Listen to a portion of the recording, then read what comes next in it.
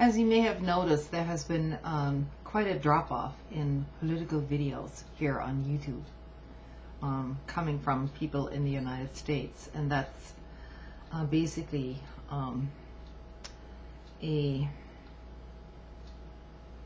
picture that reflects the overall frustration on the part of everybody here. So I'd like to point you towards a little diary that somebody wrote over at the Daily Kos site, and I'm sure that this person is going to get slammed for it, as he usually does. And you should know, disclaimer, I voted for Obama in the last election, but I knew what I was getting into, and I voted for him basically because I thought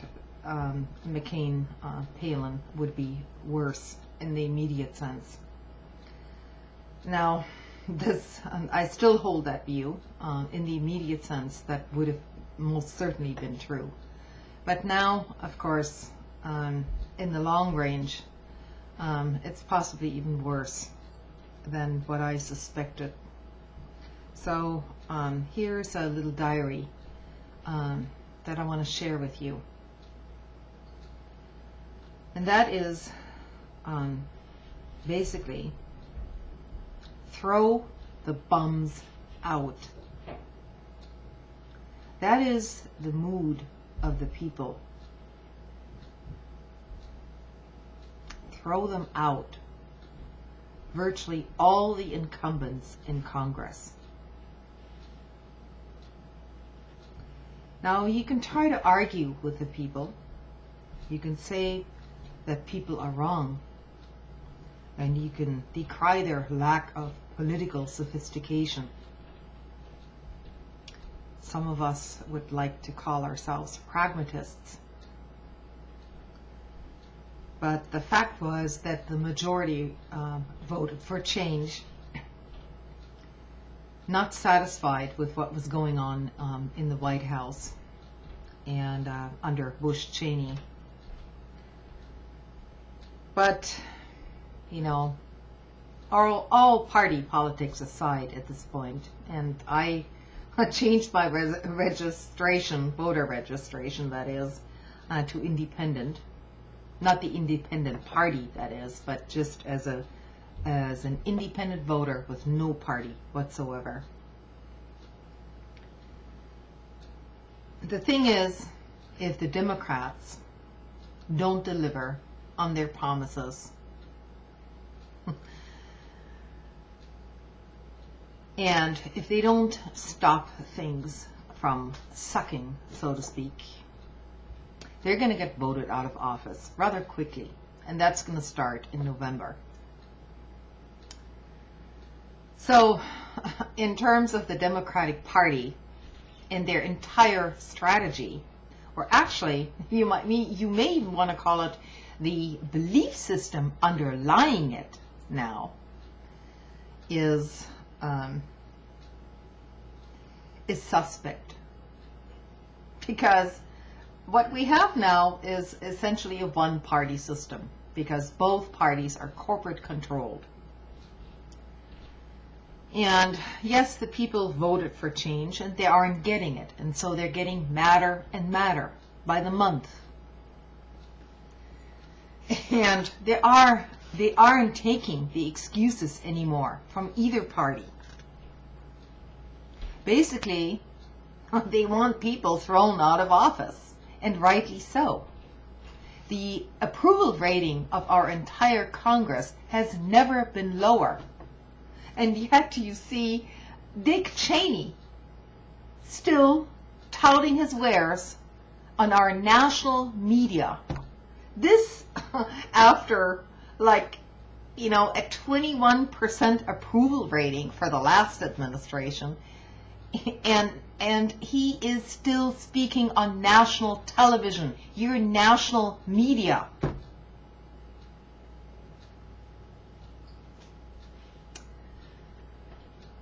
And then you have Obama And the Democrats now, up until a little while ago, with majorities in both houses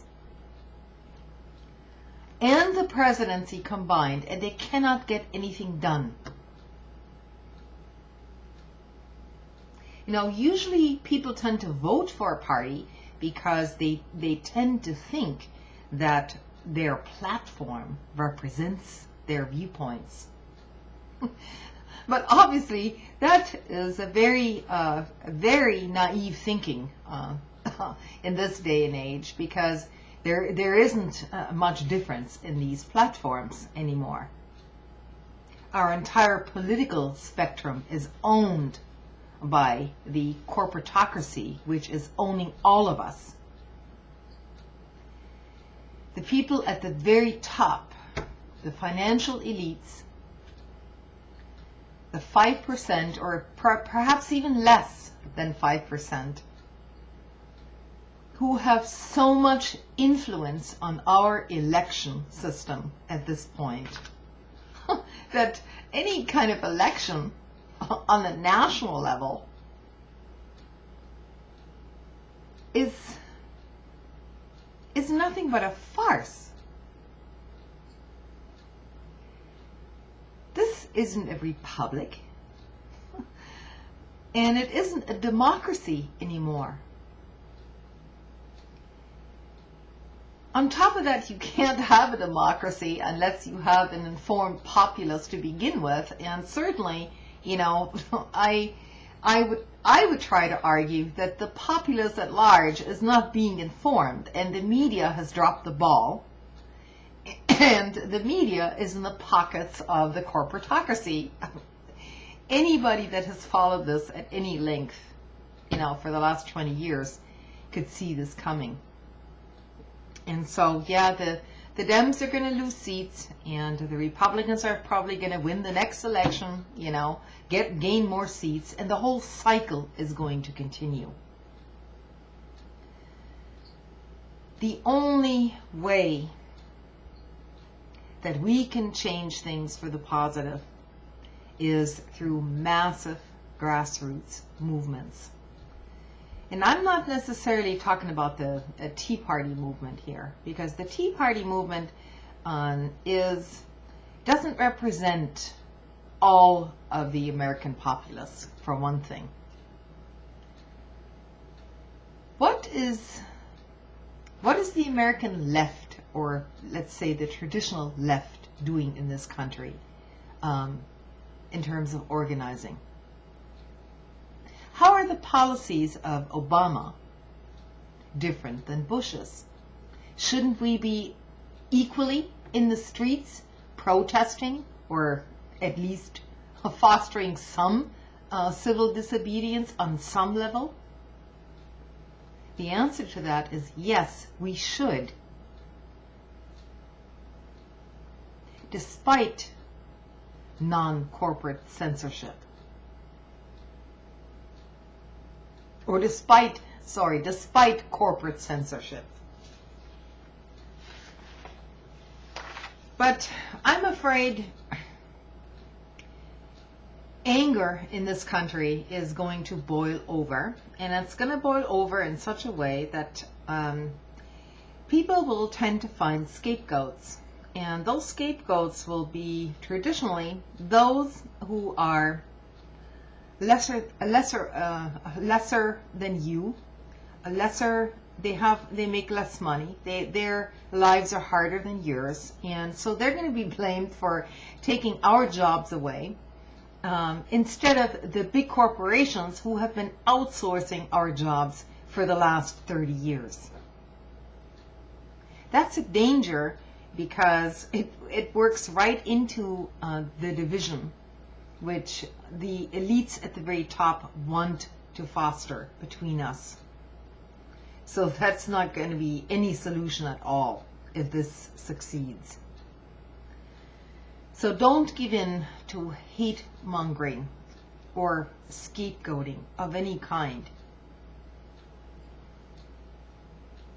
It's hard enough to do as it is.